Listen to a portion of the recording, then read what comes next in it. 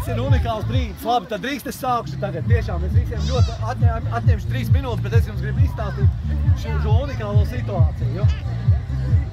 Mīļā Ieviņa, jūs mums ir izcils liecinieks šajā gadījumā.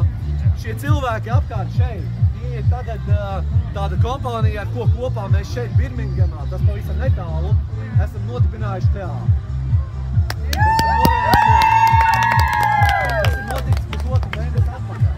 Bet tas unikālākais brīdis ir tas, ka mēs šodien šeit iemūžinām vienu mirkli, kur es sākumā nevarēju iedomāties, ka tas tā sakritīs, tāpēc es gribu to kā tādu aktu uztaisīt, kas šeit notiek. Es izstādīšu burtiski ļoti īsti, cik vien varu.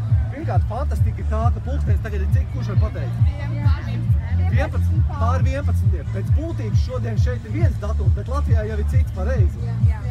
Unikālākais gadījums ir tas, ka šodien šai dienā manam tētim ir dzimšanas diena. Tieši tagad manam tētim ir dzimšanas diena. Bet kāpēc tas ir svarīgi, es izstāstīju? Tāpēc, ka mans tētis Ieva ir fantastisks cilvēks, viņa mūsu ģimenes draugs. Viņa ir cilvēks, kuru man tētis savu laiku noķēra Likfona poliklīnikā, vedot pie rociņas cauri. Tā bija tāda poliklīnika, kurā gāja dažādi radoši cilvēki. Viņš veda cauri un teica, iepazīsties, tā ir Ievas mamma. Es skatījos savu tēti un domāju, ko viņš tur runā, kas tas tāds, par ko ir runa. Viņš teica, nu Ievas akurātais mamma. Ok. Ieva akurātais, es esmu dzirdējis, tā ir tā jaunā trakā, kas strādā mums skatu, ok, to es zinu. Bet par Līviju akurāteri es neko nezināju. Mēs tikām līdz Līvijai akurāterei. Ieviņa. Līvija akurātere vēlāk, kad man bija pasniedzēja augstskolā, viņa bija tas cilvēks, kas parādīja man, cik teātris ir interesants. Un vēlāk, kad es viņai teicu, Līvija, kā lai es tev stādu priekšā kaut kur citur, kur es žūrijā kopā ar viņu sēdēju vai citur, viņa teica, es esmu tev teātra krustmāte. Es teicu, viss man der, super. Man teātra krustmāte Līvija akurātere. Mēs teātri nolēmām. Es vienkārši viņiem esmu ļoti maz izstāstījis par Līviju akurāteri, bet to mīlestību es gribu viņos dabūt iekšā. Es gribu, lai viņi uz to teātri skatās ar to manu mīlestību, kādu es esmu dabūjis. Mēs gribam šim teātrim iedot tavas mammas vārdu. Ja tu nesaki pret? Es esmu pār, jo mamma būs ļoti laimīga. Paldies. Šis ir tas brīdis, kad Dieviņa mums pasaka, ka mēs drīkstam to darīt. Māmiņa vienmēr teica, ka teātris ir paralēlā realitāte, kā tas arī īstenībā ir, lomu spēles, kas mums visiem ir vajadzīgas. No visiem viedokļiem filozofiskā un psiholoģiskā un arī no jautrības un dailes viedokļa. Jā, un man mamma ļoti mīlēja tautas teātris, un viņa vienmēr teica, ka tautas teātros ir vēl vairāk sirsnības.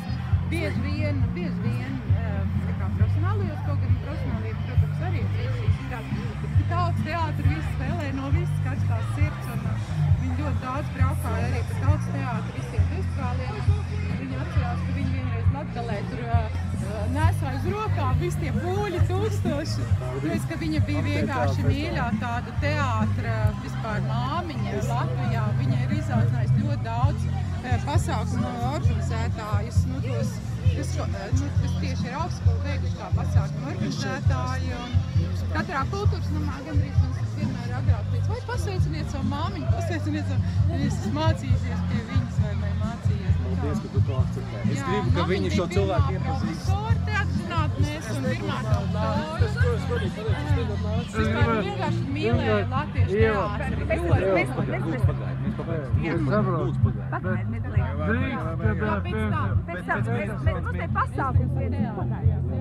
Nu, nav jau pēc pasākuma parasti.